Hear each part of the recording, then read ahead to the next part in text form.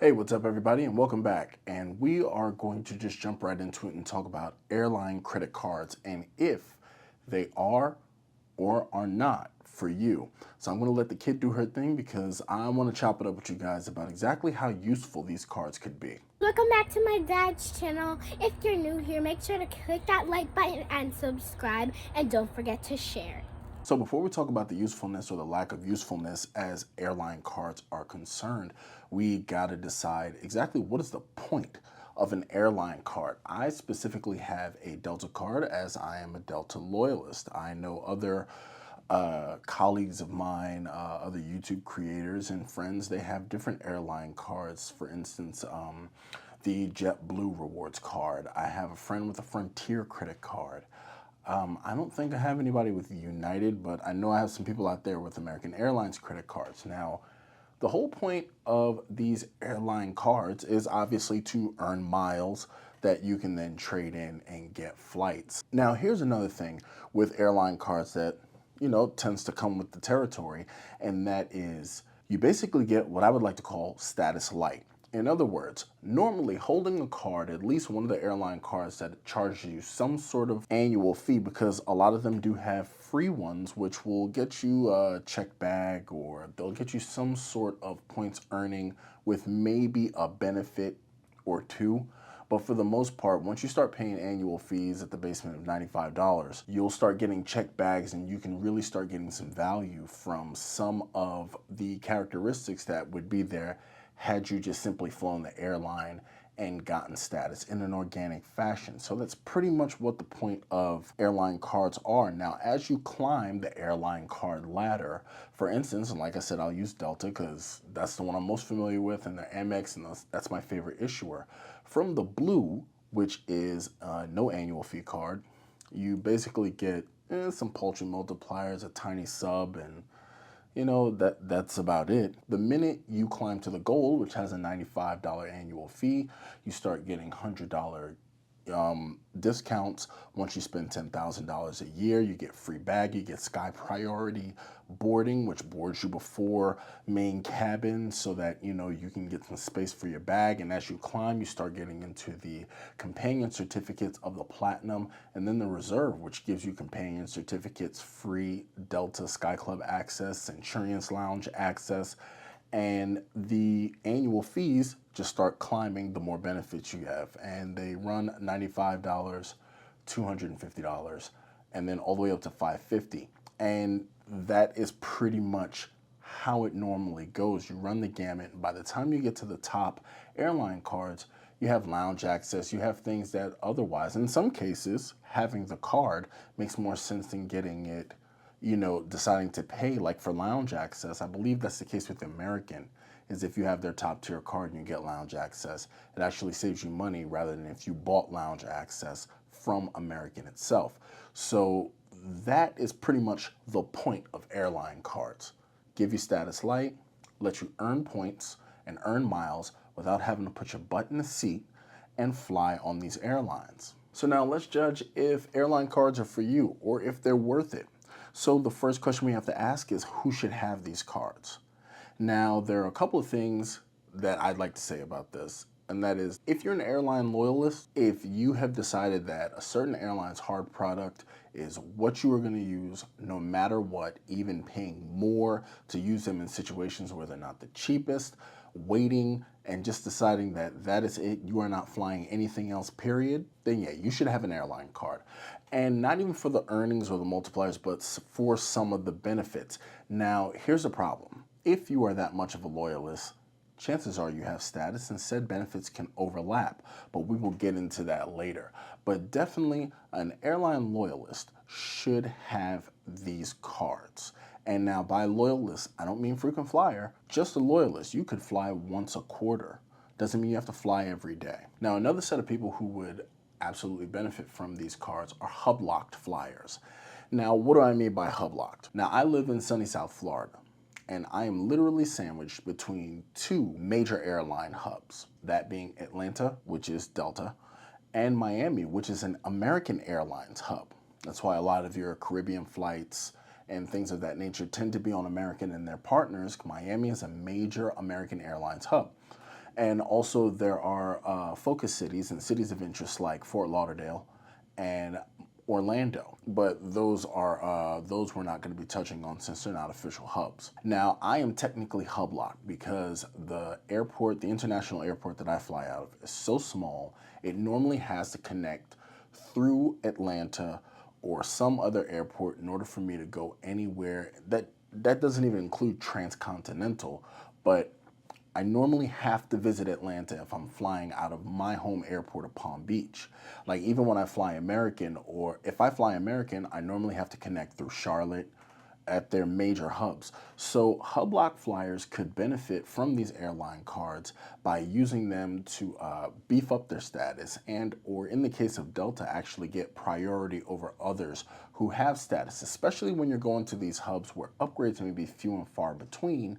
That actually may give you a little bit of edge on, just regular folks, because you should have elevated miles balances and what have you. Another set of people who could benefit from airline cards are big spenders. Do you have a cash intensive business? Do you have an inventory intensive business that you have to buy a lot? Do you have to spend a lot up front? Big spenders tend to benefit from airline cards the most because, frankly, regardless of which airline you choose, be it the Mileage Plus from United, American, or even Delta Sky Miles, the multipliers are terrible. They're normally not terribly good across the entire card range, and frankly, why should they be?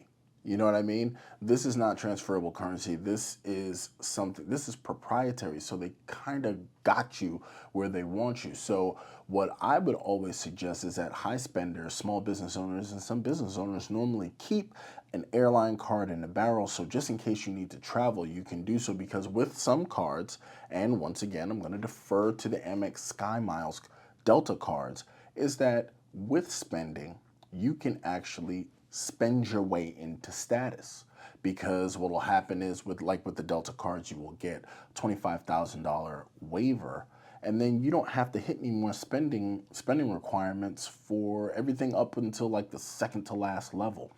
So you can literally do that and make it much easier on yourself with the bonuses that they supply after hitting spending milestones, and you can literally buy your way into status, never having to sit on an airplane, period.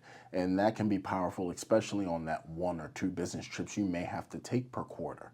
So I would definitely recommend this for large spenders. Now, one other person I would recommend these airline cards to, pretty much in almost every iteration, and especially ones that give you free check bags, because 9 times out of 10, if you don't have the top of the line card, those check bags are how you're going to recoup the value of your annual fee, because pretty much standard bag check fee is $30, right? So if you check a bag going one way, check it going the other way, that's $60 right there that you have saved. And if your card annual fee is $95, now you're effectively paying $35 because you've recouped $60 worth of value. The person that I would recommend this card to, as far as the bag checking fees go, is the head of or some point person in a large family that likes to travel together.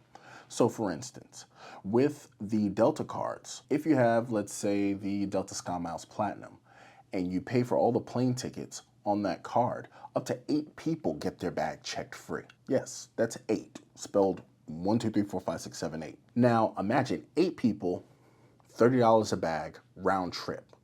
You're now at $480 saved. That's it. That card has paid for itself almost 2 times over, just in check bag fees. That's all, and that's just for holding the card. So anyone on the reservation up to 8 people can get the bags checked free. So I would definitely suggest the airline card to large families that frequently fly, or even not even frequently fly. As long as if you fly once a year with a large family, chances are the card can pay for itself, and then you can put it in the sock drawer. So now I'm gonna give you some time to think about why these cards may potentially be useless. There are some cases where, and I've outlined a few, but there are some cases where these cards are kind of overkill, and the opportunity for using them, it just doesn't make. Like for instance, in my in my specific situation, I have gold medallion status with Delta Airlines. And at this point, it actually is worth more than the Delta Blue card that I have that I'm basically keeping for average age of credit.